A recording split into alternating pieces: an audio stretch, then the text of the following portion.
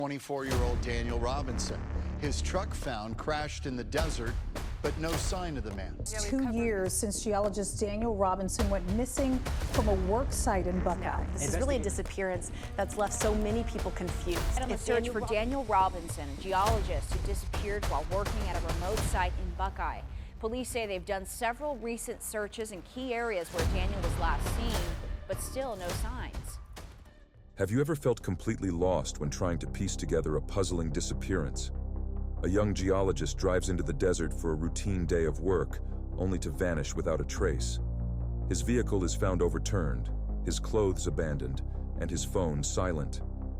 Daniel Robinson's case leaves many of us scratching our heads, and the more we dig, the more questions we end up with.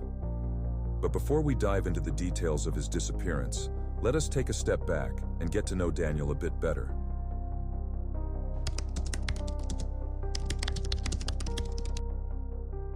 Daniel Robinson was born on January 14, 1997, in South Carolina. He was born without his hand and part of his forearm on his right side. He did not let this stop him from doing the things he loved. He graduated from the College of Charleston in 2017 with an undergraduate degree in geology. After graduation, he relocated to Arizona, where he found work as geologist for Matrix New World Engineering.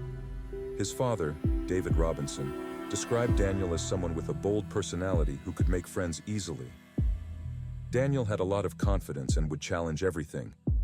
Daniel would go after whatever he wants. Very adventurous and loved to be a part of everything. Daniel has an innate passion for adventure and is known to travel at opportune moments. However, he always had communicated with family on his travel plans. He is a scientist who loves nature and his family and had expressed plans for his future.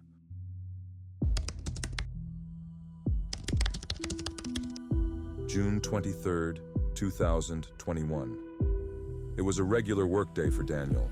He drove to his desert work site in Buckeye, Arizona. Little did anyone know, this day would take a strange and unsettling turn, and it would be the last time he was ever seen. That morning at 9 a.m., Daniel met with a co-worker for the day's tasks, but something seemed off. The co-worker said Daniel was saying things that did not make sense, like asking various times if he wanted to go and rest. Why would he ask that?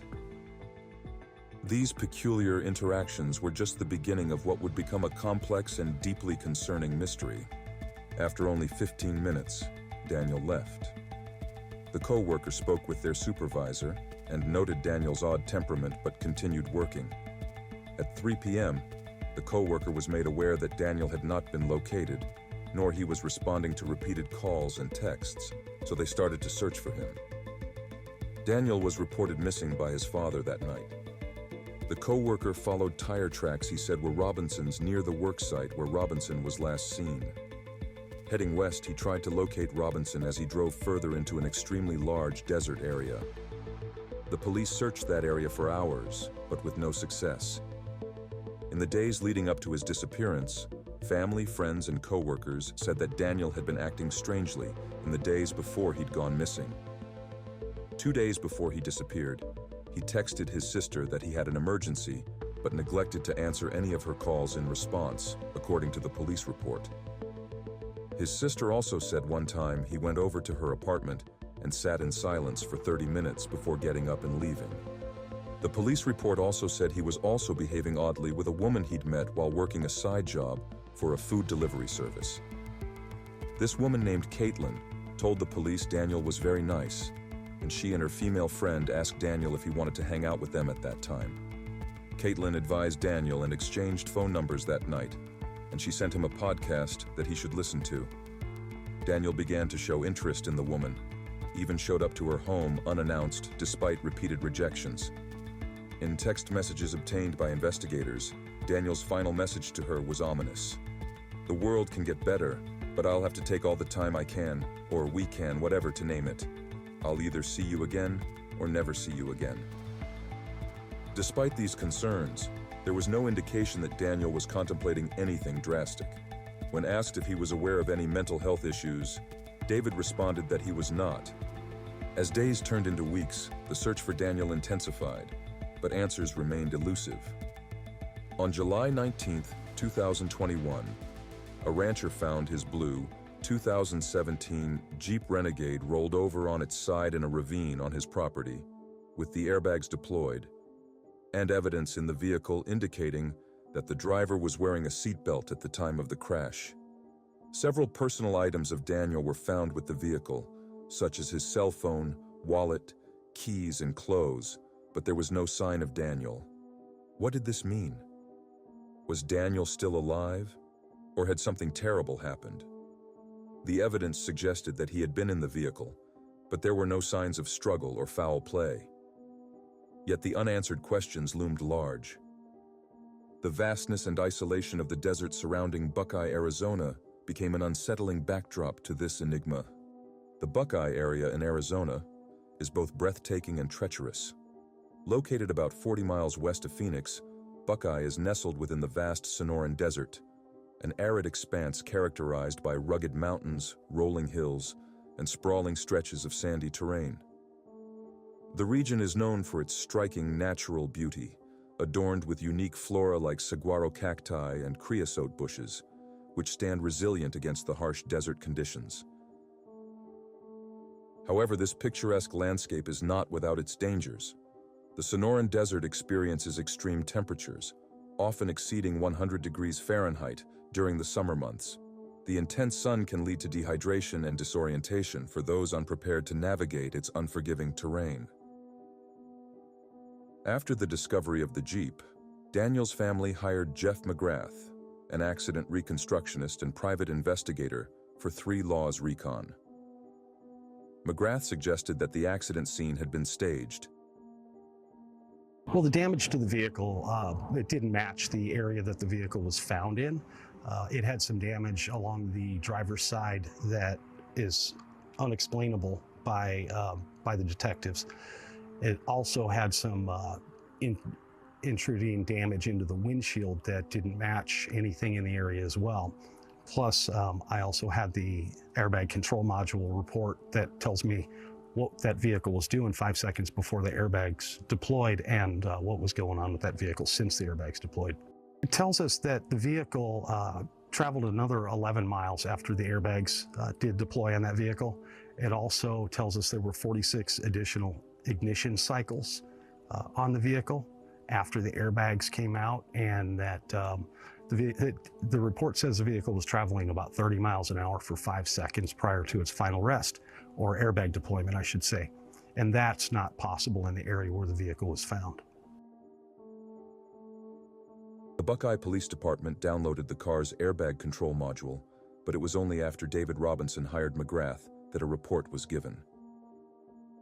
The Buckeye police initially ruled out foul play, but Daniel's father remained convinced something more was at play. The official explanation just does not make sense. Why would he want to disappear like a monk, his father said. As the search efforts ramped up, the police faced challenges in their investigation. They initially struggled to determine where to focus their search, as days passed without any credible leads. The family's pleas for immediate action only intensified the urgency of the situation. They requested a helicopter search on June 24th, just 1 day after Daniel went missing, but it was declined, only to be approved the next day. The story gets even more strange. McGrath also discovered that somebody besides the police went into Daniel's room after the disappearance. This person not only ransacked Daniel's closet, but also gained access to his laptop. Who is this person?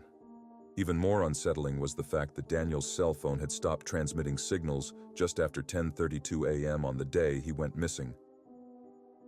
What had happened during those hours that led to his sudden disappearance? The last time anyone saw Daniel, he seemed to be in a precarious emotional state. Had he driven into the desert, lost his way, or perhaps even met with foul play? A witness named Bill reported seeing Daniel around 11:30 a.m. on the same day he disappeared. Bill described a young man dressed in bright work attire, appearing to be moving items from his back seat. When he asked Daniel if he needed help, Daniel simply replied, "No, I'm okay." But what was he really doing there? Bill's sighting raised more questions than it answered. He later changed his story, which only added to the uncertainty surrounding Daniel's fate. Investigators found no evidence corroborating Bill's account, and as they dug deeper, they realized the narrative was growing more complex. During the search for Daniel, several human remains were discovered in the desert surrounding Buckeye, Arizona. However, none of these remains were linked to Daniel. The discoveries, while significant, only added to the mystery surrounding his disappearance, as forensic tests confirmed that the remains belonged to other individuals unrelated to the case. Despite the search efforts turning up these unrelated remains, no concrete evidence of Daniel's fate has been found. This constant push and pull of hope and despair was excruciating for Daniel's family. David Robinson remained vocal about the need for continued searches and community awareness, emphasizing that no stone should go unturned in the quest for answers.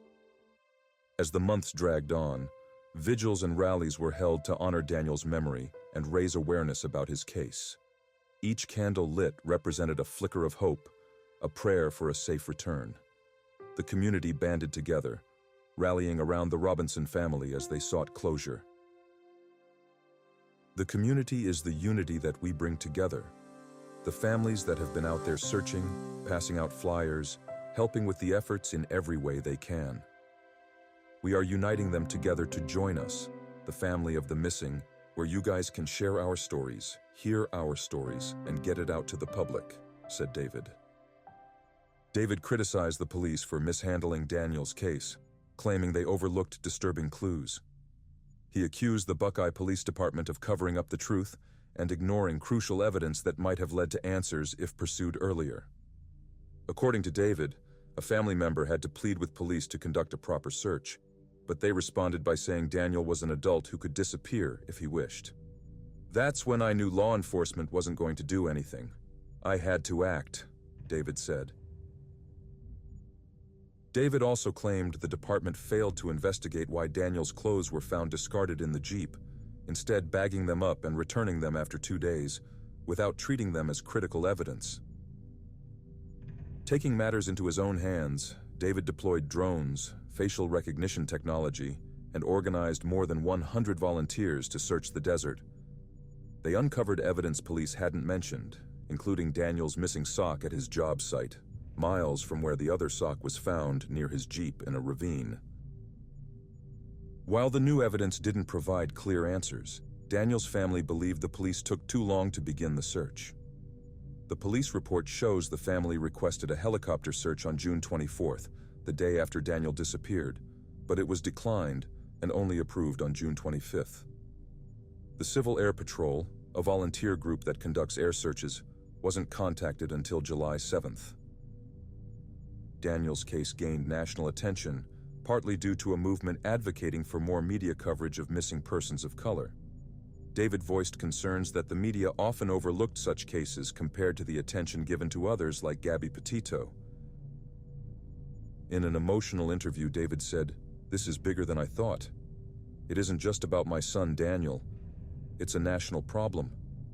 His words resonated with many, drawing attention to the disparities in how missing persons cases are reported. As weeks passed, the lack of conclusive evidence began to weigh on both the Robinson family and the community. Despite extensive searches, no new clues about Daniel's whereabouts emerged. In a heartbreaking interview, David expressed, "Every day without answers is like 1,000 cuts to the soul. I wake up every day hoping to see my son walk through the door, but it's been so long now." David Robinson continued to advocate for change, seeking to raise awareness about the injustices faced by families in similar situations. He became a voice for those whose loved ones were still missing, emphasizing that their stories deserved to be told. The Robinson family also established the Daniel Robinson Foundation, which aims to provide resources and support for families of missing persons. The foundation serves as a beacon of hope, ensuring that others facing similar heartache will have access to the assistance they need. Through their tireless efforts, Daniel's family sought to transform their pain into purpose, becoming advocates for others navigating the dark waters of uncertainty. The past 3 years have been incredibly challenging for Daniel's father and his family. David describes the emotions surrounding Daniel's disappearance in one word: hurtful. As a family, we're constantly reminded every day, during birthdays, holidays, Christmas, and Thanksgiving, that Daniel is missing, David shared. Daniel left behind 3 sisters and a brother in their hometown of Columbia, South Carolina. I don't know if he's still here on this earth. We lack the answers and the closure. I can't tell my son I love him anymore. You reduce your loved one to a phone call or an old voicemail. It's heartbreaking to do that just to hold on to their voice, David expressed. David's enduring hope is to find his son alive. Each search he undertakes is filled with a mix of anticipation and anxiety about what he might discover. There's a duality of hope and dread in the possibility of finding evidence related to Daniel in the desert, as it could lead to a new lead or suggest that he is lost forever. To this day, Daniel Robinson remains missing. His case remains open, but the answers his family desperately seeks have yet to be uncovered. Investigators have continued to follow leads, but many remain frustrated by the lack of progress. Over the past 3 years, various theories have emerged about what might have happened to Daniel, including suicide, a psychotic episode, an accident, abduction, and foul play. As of now, Daniel's disappearance serves as a grim reminder of the mysteries that lie within our world, the shadows that can swallow a life whole, and the heartache that families endure when a loved one goes missing. If you have any information about Daniel Robinson's disappearance, please reach out to the authorities. Your voice could make a difference in bringing this heartbreaking story to a close.